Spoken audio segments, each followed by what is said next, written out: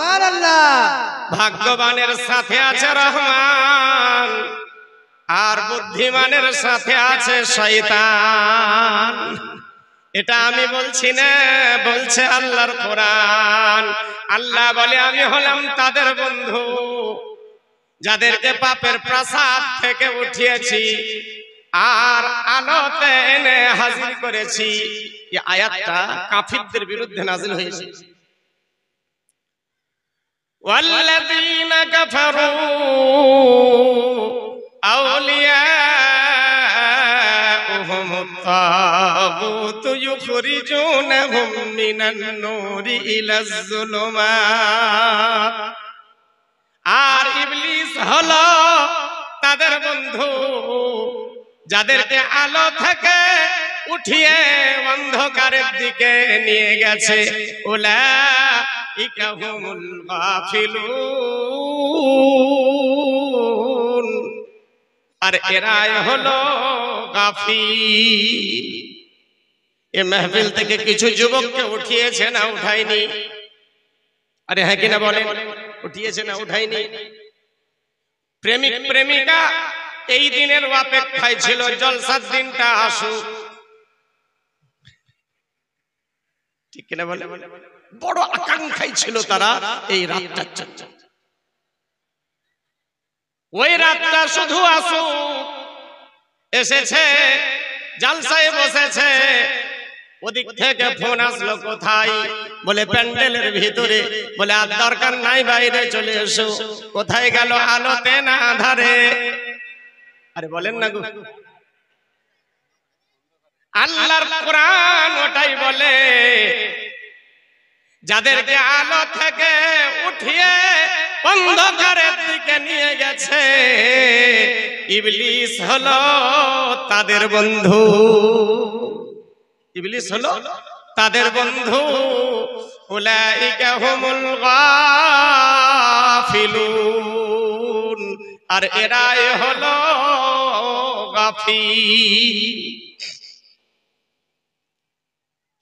আল্লাহর কোরআন এত সুন্দর, যদি আমরা বুঝতাম, বোঝার চেষ্টা করতাম। আচ্ছা বলেন, এই মাদ্রাসার বয়স কত? বলেন বলেন, মাদ্রাসার বয়স কত? 25 বছর। 25 বছর। আল্লাহু আকবার। এই 25 বছরে সঞ্জীব গ্রামে কয়টা মৌলবি তৈরি হয়েছে? বলেন, চটপট করে, দেরি করিয়েন না, সময় আমার খুব কম বলে দিয়েছি। কয়টা মৌলবি তৈরি হয়েছে? মাত্র 3টা, 4টা মৌলবি তৈরি হয়েছে। বাকি ছেলেগুলা যায় কোথায়? বলেন না। বাকি ছেলেগুলা যায় ইংলিশ মিডিয়ামে, বাংলা মিডিয়ামে। ঠিক কিনা বলেন? হাজার হাজার টাকা তাদের পিছনে খরচা হয়। যখন বেটা চাকরি পায়, পোস্টিং বাইরে হয়, আর বাবা মা বৃদ্ধাশ্রমে যায়। যায় কি যায় না? জি। চিন্তা করে দেখবেন, গ্রামবাসী চালাক না বুদ্ধিমান? বলেন না। যারা মাদ্রাসা তৈরি করলো, বেটাকে পড়ালো না, এ গ্রামবাসী চালাক না বুদ্ধিমান? বুদ্ধিমান। বুদ্ধিমানের সাথে কে আছে? বলেন। আমি বলবো না, আমি বলে মার খাবো। গ্রামবাসী বড় চালাক, বড় বুদ্ধিমান, এরা জ্ঞানী গুণী, এরা মাদ্রাসায় পড়াবে না।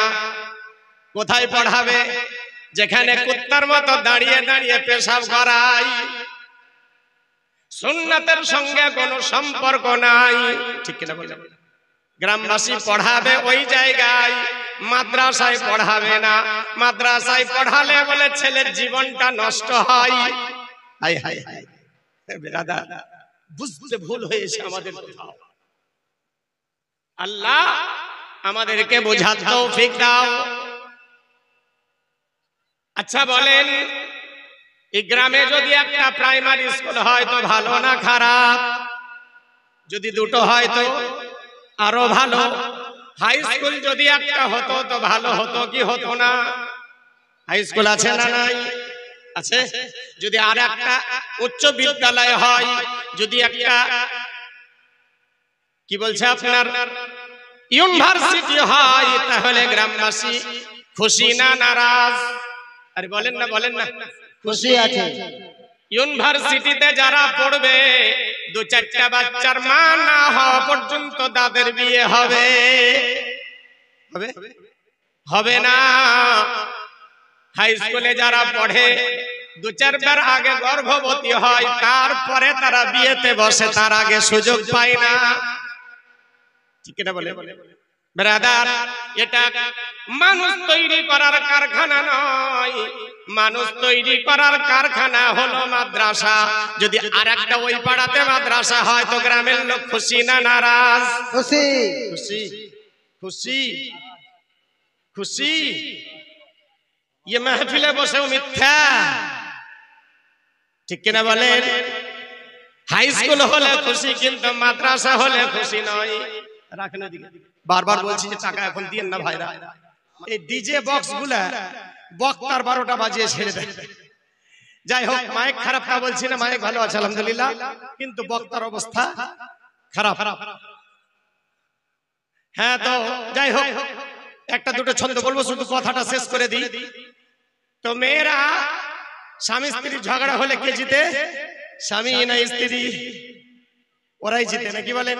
মায়েরা মূল্যবান কথা শুনে নেন, মূল্যবান কথা শোনেন। স্বামী আর স্ত্রী কার কথাকে শুনে, কার কথাকে মানে? স্বামীর কথায় স্ত্রী চলে না, স্ত্রীর কথায় স্বামী। কোনটা?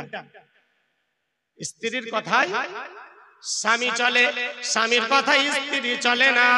মায়েরা মূল্যবান কথা হলো এটাই, যে সমস্ত মায়েরা বোনেরা স্বামীকে ইচ্ছা মতো নাচায় তারা জাহান্নামী, যারা স্বামীর ইচ্ছায় নাচে তারা জান্নাতি। স্বামীর ইচ্ছায় যারা চলে তারা জান্নাতি, আর যারা স্বামীকে চালায় ও যতই বুদ্ধিমান হোক, বুদ্ধিমানের সাথে কে আছে?